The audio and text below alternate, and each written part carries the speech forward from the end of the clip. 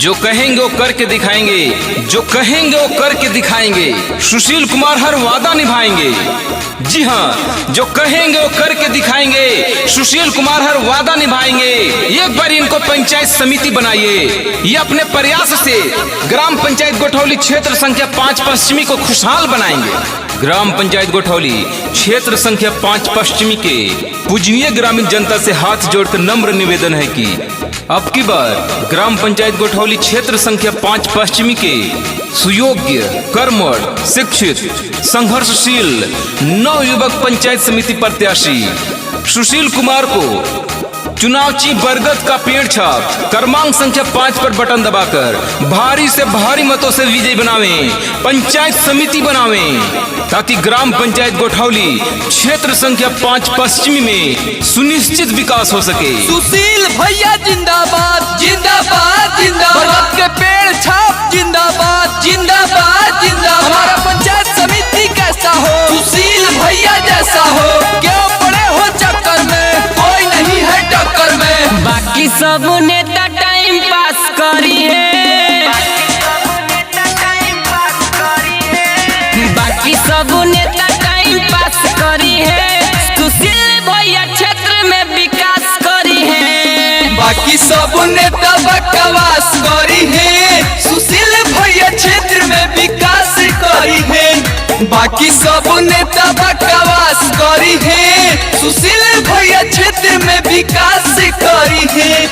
Music by Aman Rock, Aman Rock, Aman Rock. Sushil भैया जिंदाबाद जिंदाबाद जिंदाबाद, बरगद के पेड़ छाप जिंदाबाद जिंदाबाद जिंदाबाद। हमारा पंचायत समिति कैसा हो, सुशील भैया जैसा हो। क्यों पड़े हो चक्कर में, कोई नहीं है टक्कर में।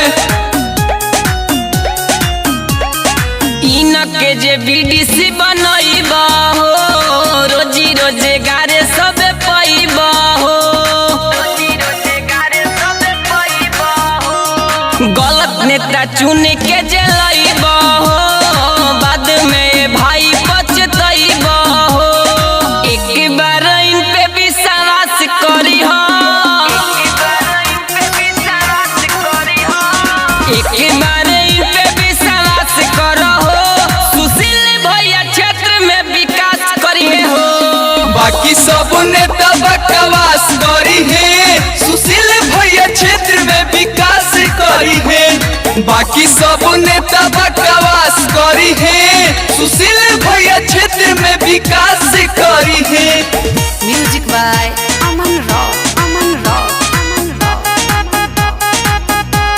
सुशील भैया जिंदाबाद जिंदाबाद जिंदाबाद, बरगद के पेड़ छाप जिंदाबाद जिंदाबाद जिंदाबाद। हमारा पंचायत समिति कैसा हो, सुशील भैया जैसा हो।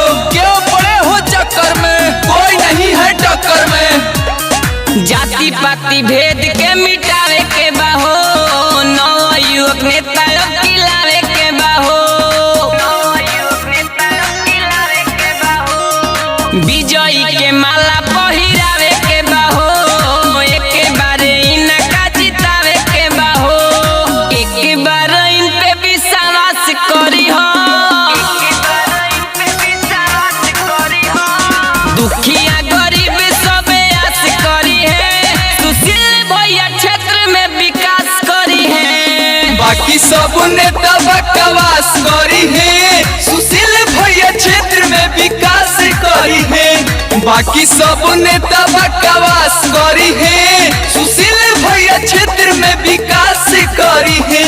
बाकी सब नेता टाइम पास करी है, सुशील भैया क्षेत्र में विकास करी है। बाकी सब नेता बकवास करी है, सुशील भैया क्षेत्र में विकास करी है।